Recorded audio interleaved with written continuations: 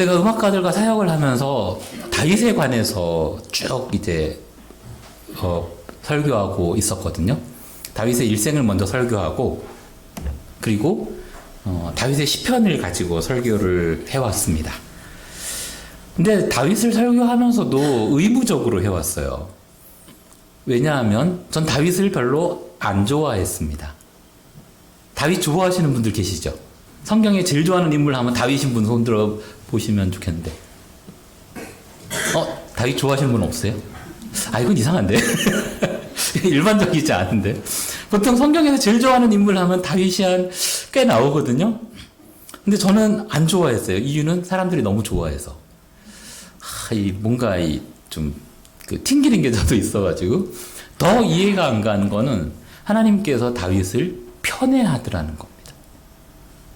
성경에 무수히 많은 신앙인들이 있는데 다윗에게만 유일하게 붙은 하나님의 말씀이 있어요. 내 마음에 합한 사람이라. 열받잖아요. 솔직히. 문제는 다윗이 제가 볼 때는 그렇게 대단한 것 같지 않거든요. 다니엘 인정. 흠이 없어요. 요셉 어렸을 때 좀 그랬지만 그것도 인정. 모세 인정. 바울 인정. 근데 다니엘은요 베드로만큼 흠이 많아요. 근데 제가 교회에서 설교 들어보면은 제 선배 목사님들이 다 베드로에 대해서는 아주 인간적인 면을 굉장히 많이 말씀하시거든요. 냄비와 같다, 오르락내리락 한다, 그런 얘기가 많은데 이상하게 다윗은 목사님들도 편애하더라고요. 이거 너무 억울한 거예요. 이러면 안 되는데. 그랬는데 이번에 말씀을 이제 음악가들에게 다윗만한 음악가가 없다라는 걸 설교하다 보니까 최근에 이제는 4달 전인데요. 5달 전이고 6월 달에 놀랍은 소식을 듣게 됐습니다. 우리는 다윗 왕 하잖아요. 그런데 다윗은 왕이 아니고 음악가들 하는 겁니다. 이 음악이라는 게 왜 중요하냐면 이 자리에 음악 하시는 분이 계신지는 모르겠는데 우리와 관심이 없다가 아니에요. 음악의 시작은 누구에게서부터 시작이냐면 하나님이십니다. 하나님 자신이 음악이세요. 이게 성경적 근거가 어디 있냐고요? 직접적인 언급은 없지만 가장 확실한 힌트가 창세기 2장에 나옵니다. 하나님이 아담을 사람의 형상으로 만드셨잖아요. 하나님의 형상으로 사람을 만드셨잖아요. 그리고 아담이 먼저 창조되어서 많은 사역을 합니다. 동물들의 이름을 쫙 지어요. 많은 말을 했겠죠. 혼자서 막 얘기를 했겠죠. 너는 코끼리, 너는 호랭이 하면서 얘기를 많이 했을 텐데 성경에 기록이 없습니다. 다윗의 첫 번째 말은 하나님께서 하와를 만들어서 데리고 오니까 하와를 향해서 사랑 고백의 노래를 합니다. 이거는 사랑 고백의 노래이면서 하나님을 향한 자기의 배우자를 만들어준 창조주 하나님을 찬양하는 찬양이었습니다. 그게 내 뼈 중에 뼈요 살 중에 살이라 노래입니다. 자, 중요한 포인트가 있죠. 아담은 성인으로 창조됐습니다. 아기로 만들어진 게 아니고요. 그럼 아담은 누구에게서 음악 레슨을 받아서 노래를 했을까요? 없잖아요. 하나님은 동물들과 달리 사람만 특별히 만들었는데 하나님의 형상을 받았어요. 우리가 노래할 수 있고 찬양할 수 있다라고 하는 것은 우리가 하나님의 형상을 가졌다라는 증거입니다. 가장 확실한 증거가 우리가 음악을 한다는 사실이에요. 다만 그럼 왜 나는 음악을 못하는 경우가 있느냐? 죄인이기 때문에 하나님의 형상이 일그러졌기 때문에 우리가 회복되어지면 천국 가면 모든 사람이 24시간 그때는 영원이죠. 찬양만 하고 삽니다. 이게 증거예요. 자, 다윗은 음악가로 평생을 살았는데 다윗은 오늘 본문을 이제 들어가면요 왕이 되기까지 고생이 엄청 했어요. 그러다가 자기가 경험한 바를 오늘 2절에서 고백합니다. 여호와는 나의 반석이시오 나의 요새시오 나를 건지시는 이시오 나의 하나님이시오 내가 그 안에 피할 나의 바위시오 나의 방패시오 나의 구원의 뿌리시오 나의 산성이로다. 이거는 다윗의 왕인 되기까지의 삶이에요. 오늘 18절, 원래 이 시편 18편은요 사무엘상 22장에 거의 90% 나옵니다. 어느 게 먼저인지 모를 정도로 어느 게 원본인지 모를 정도로 사무엘상 22장과 시편 18편은 거의 똑같은데, 그래서 우리는 제목으로 오늘 안 읽었지만 앞에 있는 제목이 사무엘상 22장 1절입니다. 거기에 보면 여호와의 종 다윗이 여호와께서 다윗을 그 모든 원수들의 손에서와 사울의 손에서 건져주신 날에 다윗이 이 노래의 말로 여호와께 아뢰었다. 그러니까 왕이 되자마자 한 건 아니고요. 왕이 되어서 모든 대적들을 물리치고 적어도 예루살렘 성을 정복해서 다윗성이라 이름을 붙이고 하나님의 언약궤를 갖고 온 다음이 아닐까로 추정이 됩니다. 물론 이거를 다윗이 죽기 전에 자기의 삶을 마감하면서 썼다라고 주장하는 이도 있는데 그게 중요하진 않아요. 어느 시기가 되든지 중요한 거는 자기를 괴롭힐 원수들이 사라진 다음에 한 고백인데 그 고백으로 2절은 거의 완벽합니다. 그런데 이거 갖고는 설교 제목이 일치가 안 되죠. 너무 일상적이니까요. 자, 사랑 고백을 해보셨습니까? 아니면 받아보셨습니까? 제가 보니까 대부분 아마 결혼을 하시지 않았을까 싶은데요. 사랑 고백이 마음을 울리려면 진실돼야 되죠. 그죠? 그래서 신혼 때는 꿀이 흐른다 그러잖아요. 옛날 말로는 깨가 쏟아진다 그러고. 왜냐면 연애할 때나 신혼에는 어떻게 되죠? 자기야 사랑해 그러면은 나도 그렇게 되죠. 한 10년쯤 돼서 좀 지나면 어떻게 됩니까? 자기야 사랑해 그러면 정말 그렇게 되죠. 한 20년쯤 되면 어떻게 되냐면 자기야 사랑해 그러면은 그럼 잘해 이렇게 돼요. 왜냐? 같이 살다 보면 그 말은 뭔가 살짝 신뢰가 안 되는 게 점점 눈에 띄거든요. 성경에서도 이 하나님과의 사람과의 관계를 부부로 묘사를 합니다. 이건 공통된 요소예요.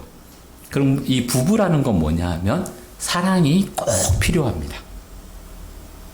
네, 이 시편 18편을 제가 묵상하면서 설교 준비하다가 놀라운 사실을 하나 알았습니다. 충격적인 내용입니다. 성경에서 예수님은 하나님을 믿으니 또 나를 믿으라 말씀하신 적이 있는데요. 하나님께서는 사람을 향하여 나를 믿으라 말씀하신 적이 단 한 번도 없습니다. 정말 충격이죠. 하나님은 우리를 향해서 나를 믿으라고 말씀하신 적이 없어요. 제가 이 설교 준비하면서 혹시나 해갖고 성경 열심히 찾다가 성경 검색으로 이제 찾아봤어요. 못 찾겠더라고요. 그래서 최후의 수단으로 요즘은 AI가 있잖아요. AI를 구글 AI와 챗 GPT 두 군데다가 다 물어봤어요. 내가 찾아보니까 이게 없는 것 같은데 하나님이 우리를 향해서 성경에서 나를 믿으라 말씀하신 데가 있니 찾아봐줘 했더니 공통적으로 없대요. 직접적인 언급은. 간접적으로 너희가 나를 믿지 않았다라는 말씀은 하셔도 믿으라고 말씀하신 적은 없다입니다. 그런데 하나님이 우리를 향해서, 아니 그 당시에는 이스라엘 백성들이죠. 구약이니까요. 이스라엘 백성들을 향해서 하신 말씀이 있습니다. 명령이. 신명기 6장 5절입니다. 요거는 우리가 꼭 찾아봤으면 좋겠습니다. 신명기 6장 5절입니다.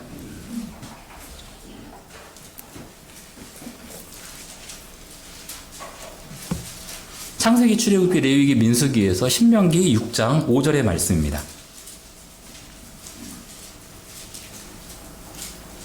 찾으셨으면 같이 읽겠습니다. 너희는 마음을 다하고 뜻을 다하고 힘을 다하여 주 너희 하나님을 사랑하라. 네. 여호와를 사랑하라. 이건 똑같이 예수님께서 인용하신 말씀입니다. 첫째 되는 계명이 마음을 다하고 뜻을 다하고 힘을 다하여 하나님을 사랑하라. 와우! 놀라운 말씀이에요. 하나님은 우리에게 사랑하라라고 말씀하셨는데 더 놀라운 거는요. 아까 하나님을 믿으라고 말씀하신 게 없는 거와 더 충격적인 사실을 저는 알게 됐습니다. 성경에서 하나님을 사랑한다라고 고백한 사람이 다윗 외에 오늘 읽은 18편 1절 외에 없다는 사실입니다. 신약에서 베드로가 옆구리 찔려갖고 말 고백한 적이 있어요.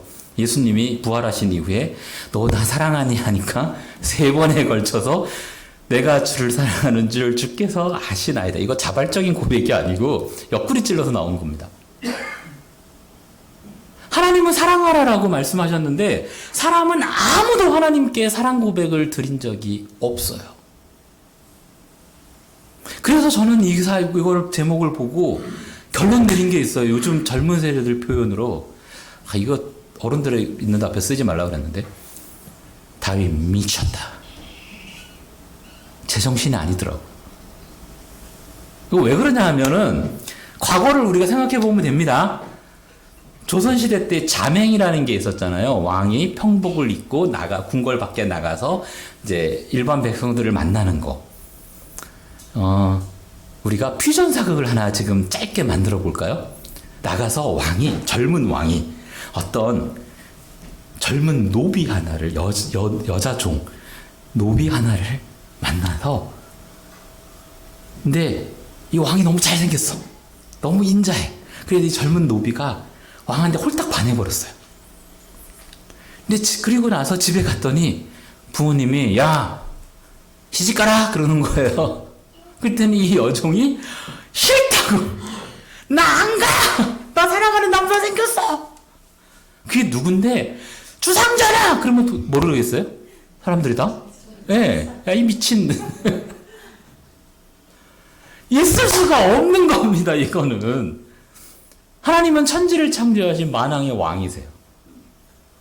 이스라엘 사람들은 성경을 기록할 때 서기관들이 아주 거룩한 사람들이잖아요. 서기관들이 성경을 받아 적다가 하나님이라는 말만 나와도 무릎 꿇고 썼다 그러고요. 여호와라는 단어가 나오면은 붓을 씻고 목욕제기까지 하고 와서 썼대요. 그리고 나서도 그 여호와라는 단어를 읽지 못해갖고 아도나이라고 읽으면서 그래서 여호와라는 뜻이 여호와인지 야훼인지 모른다고 합니다. 왜냐? 이스라엘 사람들이 발음을 해본 적이 없기 때문에. 그런 하나님을 향해서 이 다윗이 정말 미쳐버렸어요. 나의 힘이신 여호와여 내가 주를 사랑합니다라고 고백하는 겁니다. 이게 제정신으로 할 수 있는 말이겠습니까? 이제 좀 이해가 되시죠? 우리 사실 이거 찬양으로 많이 합니다. 나의 힘이신 여호와여 하면서 우리는 너무나 많이 해왔기 때문에 식상해요. 우리가 이 찬양을 하면서 내가 주를 사랑하나이다 하면서 하면 하나님이 어쩌면 정말 물어볼지도 몰라요. 근데 하나님은 다윗의 이 고백을 흡족하게 받으셨다라는 거예요. 그리고 성경에 남기셨고 우리가 이걸 보고 있는 겁니다. 이 사실을 제가 아는 순간 지금도 제가 지금 온몸에 전율이 오르거든요. 와, 이거 과연 뭐길래 하나님을 향해서 어떻게 이런 사랑 고백을 드릴 수 있을까라는 거예요. 아브라함, 모세, 이 다윗 이후에 나오는 엘리야, 엘리사, 이사야, 예레미야, 그 이후에 사도 바울까지 그 어느 누구도 하나님을 사랑한다라고 고백 못했는데 다윗은 뭐냐라는 거예요. 근데 아까 말씀드렸잖아요. 신뢰가 없으면 이게 고백이 안 돼요. 고백이 안 되는데 다윗은 이 고백을 했고 하나님은 받으셨다는 게 더 놀라운 겁니다.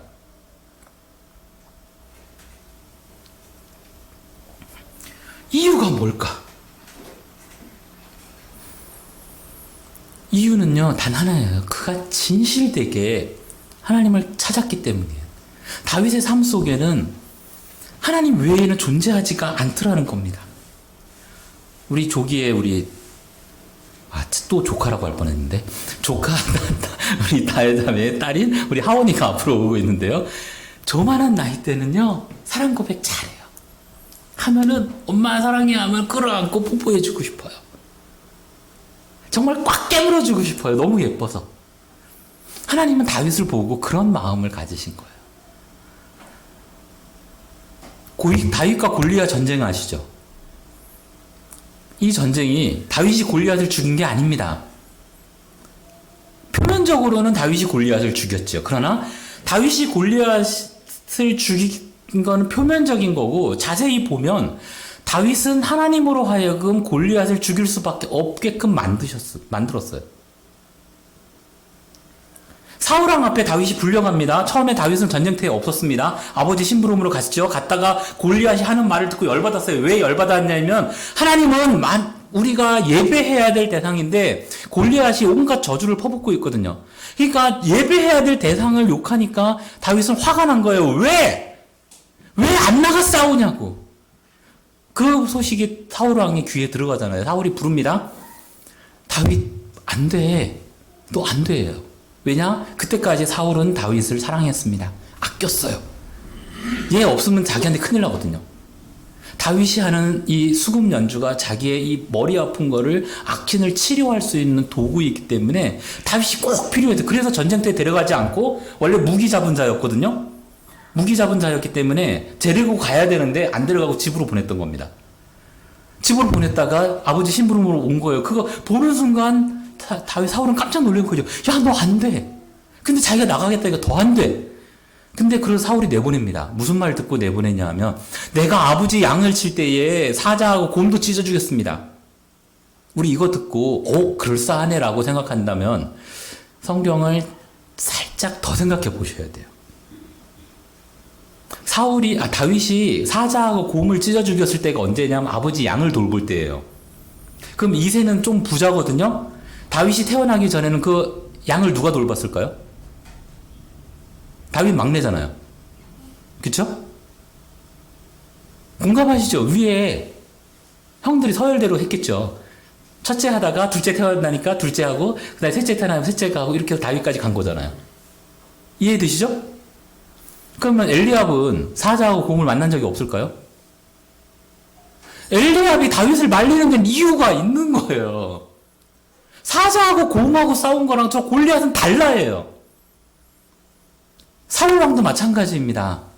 사울왕이 진짜 다윗을 아꼈다면은 만약 그 말 듣고 내보냈다면 무책임한 인간이고 그는 하나님의 저주를 받아야 돼요. 왜냐하면은 이때까지 사랑하는 자였거든요. 아끼는 자. 사울은 이스라엘에서 유일하게 철제 무기와 칼과 방패를 갖고 있던 사람이에요. 이런 사람은 사자하고 곰을 싸워서 이길 수 있습니다. 사극을 보면요. 우리나라 장군들도 호랑이 사냥 많이 했습니다. 이순신 장군을 모함했던 원균 장군 같은 경우도 아주 탁월해갖고 호랑이 사냥으로다가 선조로부터 굉장한 상급을 받거든요. 무인들은 자기의 무예를 닦기 위해서 맹수 사냥을 해요. 사울도 할 수 있다라는 겁니다. 그러나 호랑이를 잡는 것과 적장을 쓰러뜨리는 건 다른 문제예요. 그 어마어마한 골리앗, 3m에 달하는 골리앗. 근데 사울이 왜 내보냈을까요? 다윗의 한 첫 번째 말이에요. 내가 아버지 양을 돌볼 때예요. 다윗이 사울 앞에 오게 된 거는 아버지 양을 돌볼 때 했던 수금 연주가 뛰어났기 때문이었습니다. 들판에서 홀로 수금 키는 게 얼마나 실력이 뛰어났으면 이스라엘 전역에 소문이 퍼지고 사울 왕에게까지 소문이 들어갑니다. 요거 신기하지 않습니까? 음악 홀에서 연주한 게 아니고 들에서 양을 치며 다윗은 연주를 했는데 그 소식이 사울의 귀에 들어갔어요. 그 정도로 뛰어난 음악가라는 거죠. 사울은 알았던 겁니다. 얘가 하는 음악은 일반 음악이 아니야라고. 다윗과 함께하는 하나님을 본 겁니다. 그래, 네가 아버지 양을 돌볼 때 하나님은 너와 함께했고 네가 수금을 켤 때 했던 그 하나님은 나에게 있는 악신도 쫓아냈어. 그렇다면 네가 말한 대로 우리의 예배의 대상인 하나님을 저주한 저자와 싸울 분은 하나님이시다라고 사울은 생각했을 수밖에 없다라는 게 제 결론이었습니다. 이해가 되시죠? 다윗이 나간 거예요. 하나님 편에서 어때요? 기가 막힌 겁니다. 이 전쟁은 골리앗과 사울의 전쟁이었어요. 근데 다윗이 쩔쩔쩔쩔 나가니까 하나님이 그리고 다윗 안 돼! 라고 해서 막은 거예요. 그럴 수밖에 없잖아요. 어린 아이들이 동네방네 다니면서 온갖 소문을 내요. 우리 아버지는 뭐도 할 수 있고 뭐도 할 수 있고 뭐도 할 수 있고 그러다 친구가 와요. 야, 니네 아빠 진짜 이거 들 수 있어? 근데 그 옆에 아빠가 있어요. 근데 얘가 그러는 거예요. 우리 아빠 할 수 있어! 그러면 그 아빠는 해야 될까요? 안 해야 될까요? 해야 돼요. 할 수밖에 없어요. 다윗이 골리앗과의 전투에서 그렇게 몰아갔더라는 겁니다. 이게 다윗이 위대한 점이에요. 이런 다윗이 하나님 사랑합니다라고 하니까 하나님이 다윗을 끌어안고 그래 우리 이쁜이 할 수밖에 없는, 편애할 수밖에 없는 요소를 보이더라는 겁니다. 더 놀라운 거는요, 사랑이라는 말이에요. 보통 히브리어에 신명기도 그렇고 사랑하다라는 말은 이건 뭐 한 번 그냥 귀로 흘리시면 됩니다. 아하브라는 단어를 쓴다고 합니다. 근데 여기에서 다윗은 아하브라는 단어가 아니고 라함이라는 단어를 쓰는데, 이 라함이라는 히브리어는 여기를 제외하고 다른 데서는 보통 긍휼, 자비 이런 용어로 하나님께서 인간을 향하여, 사람을 향하여 불쌍히 여기셨다 할 때 쓰던 표현입니다. 이거를 알고 나니까요, 또 한 번 제 입에서 나오더라고요. 다윗 미쳐버렸구나. 제정신이 아니구나. 왜냐하면 이 라함의 어원이 뭐냐면 사람의 장기예요. 남자에게 없는 여자에게만 있는 장기인데 모태라고 하는 자궁에 해당되는 단어가 이 라함을 뜻해요.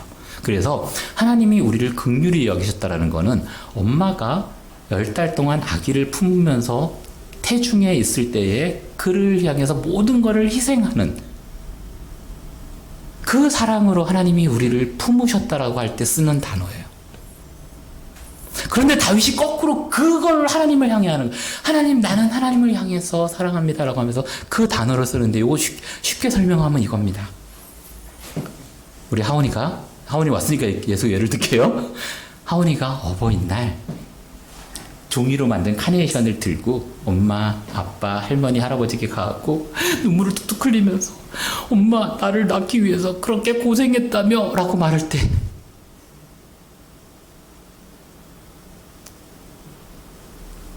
가슴이 미어지잖아요. 이해가 팍 되잖아요. 하나님이 다윗을 이 구절을 보면서 하나님은 감동 받으실 수밖에 없었어요.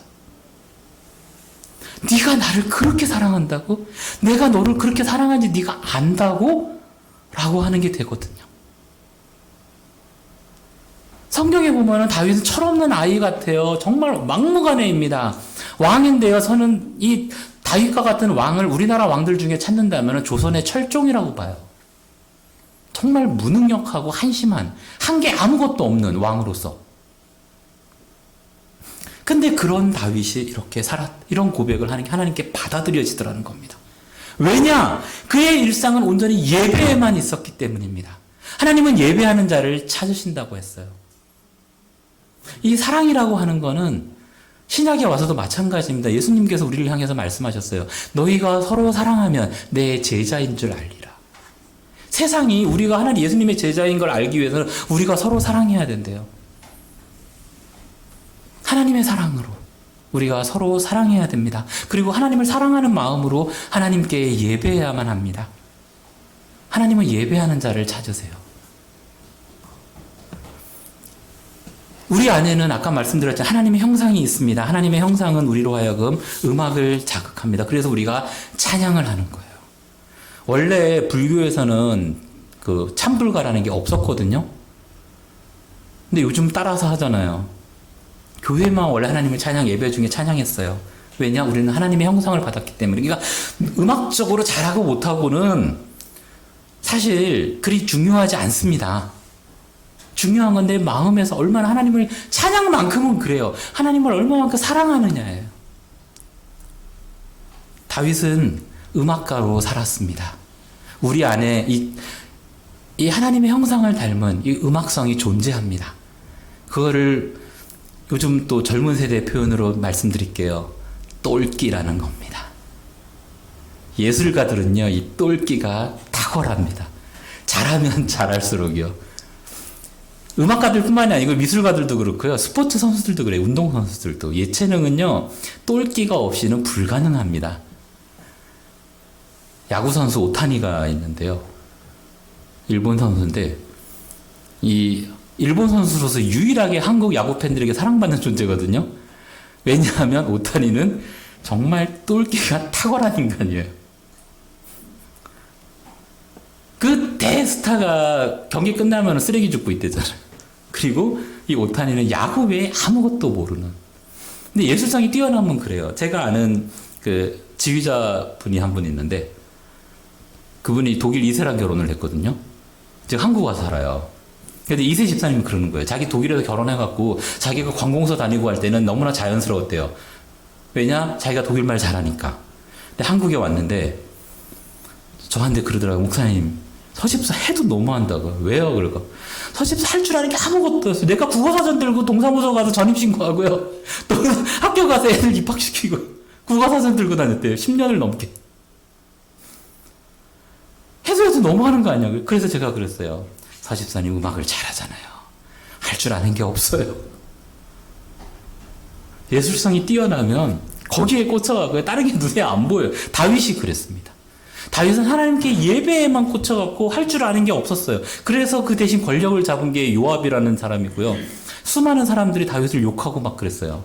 근데 다윗이 그러면 대단한 딱 볼 때도 대단하냐? 아니요. 다윗은 뒤끝 장렬한 사람입니다. 뒤끝이 엄청나요.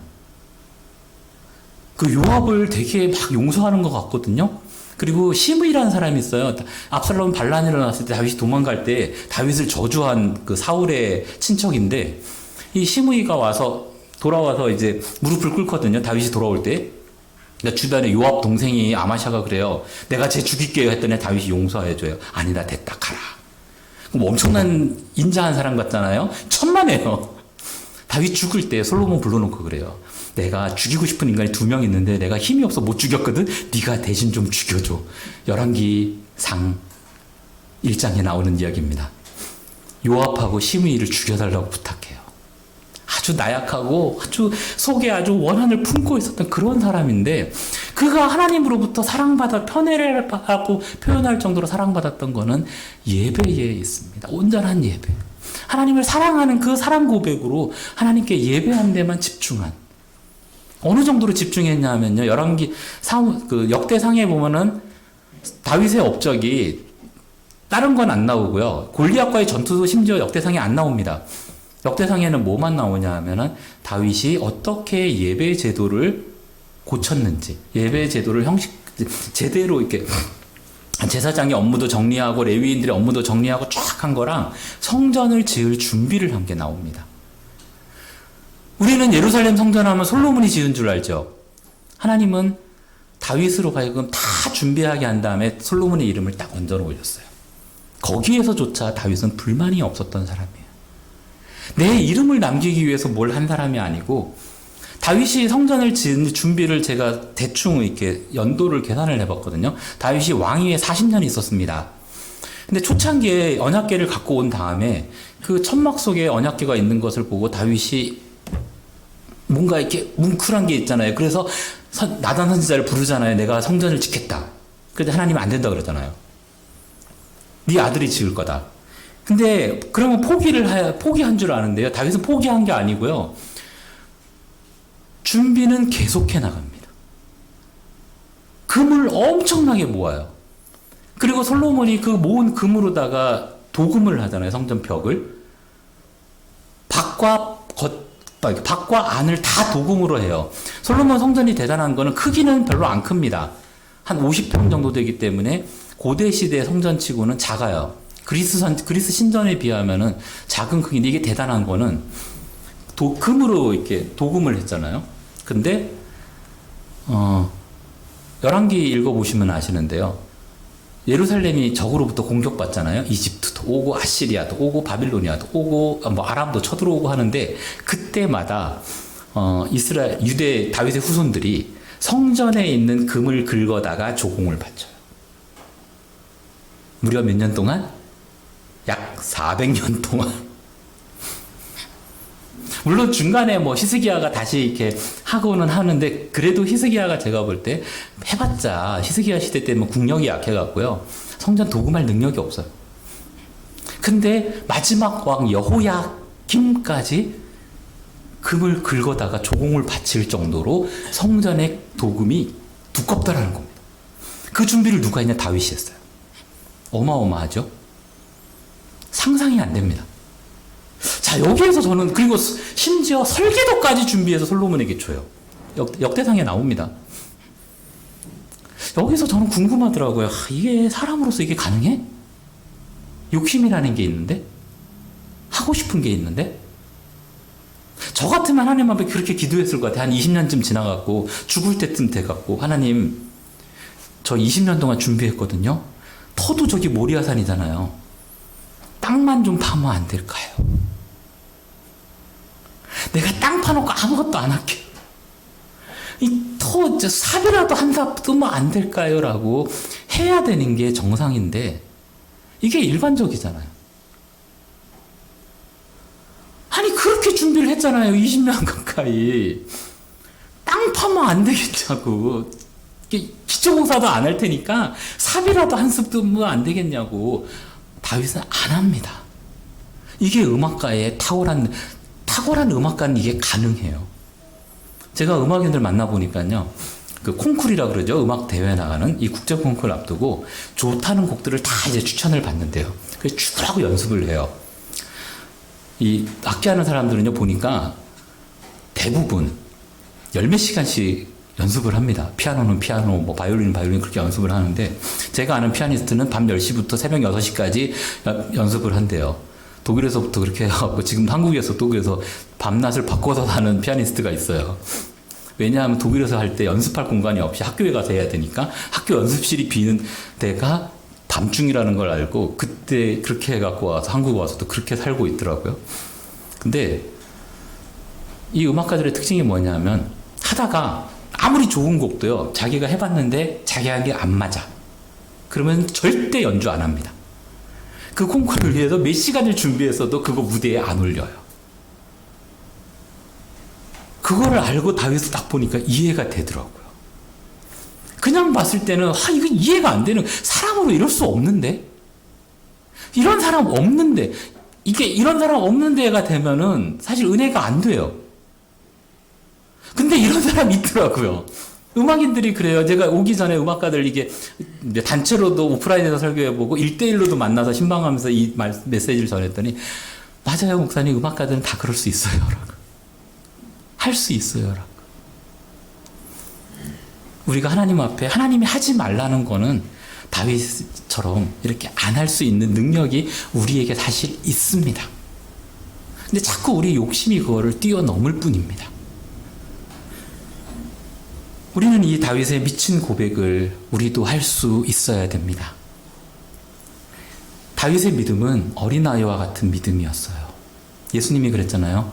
어린아이와 같이 되지 않으면 천국에 갈 수 없다라고. 제가 신방사역하면서 한 가지 경험했던 예화만 짧게 하고 말씀을 마무리하려고 합니다. 제가 오늘 작정을 좀 했거든요. 명학교 이전에 왔을 때 하도 설교를 길게 해갖고 지난 8월에 프랑크푸르트에 이제 음악가 신방을 요청이 왔어요. 그 젊은 음악가인데 만나서 보니까 알고 봤더니 우리 첫째랑 동갑이더라고요.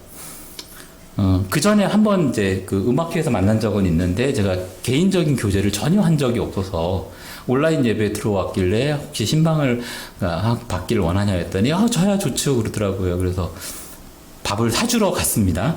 함부르크에서 프랑크푸르트는 한 500km가 좀 넘어요. 갔는데 가면서 걱정이 있었어요.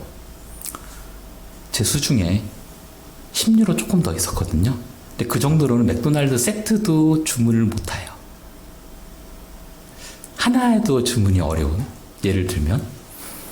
근데 가야 되니까 갔어요. 가면서 이제 카톡으로 얘기를 했죠. 뭐 먹고 싶냐고. 그랬더니, 중화루, 프랑크푸르트 중화루로 검색하시면 아실 거예요. 프랑크푸르트에 있는 한국 식당 중에 가장 맛있는 중국집이에요. 젊은이들이 거기 마라탕을 되게 좋아하는데, 짜장면도 맛있다 그러고, 저도 가보고 싶었거든요. 그래, 좋다고. 나도 가고 싶은 데니까, 그럼 거기 가자. 걱정이 생기더라고요. 어떡하지? 거기 좀 비싼데. 그래도 만났어요. 만나서 이제 그 프랑크푸르트는 한국 식당들이 다 외곽에 있어요. 서울로 말하면은 이 안양 쪽에 뭐 의정부 쪽에 이렇게 외곽에 있기 때문에 중앙역에서 내려가지고 이제 전철을 타고 가다가 버스로 또 갈아타야 돼요. 근데 전철을 갈아타려고 전철역에서 버스터까지가 한 7, 8분 걸어가야 되거든요. 근데 버스 정류장 가서 방향을 딱 보고, 미안.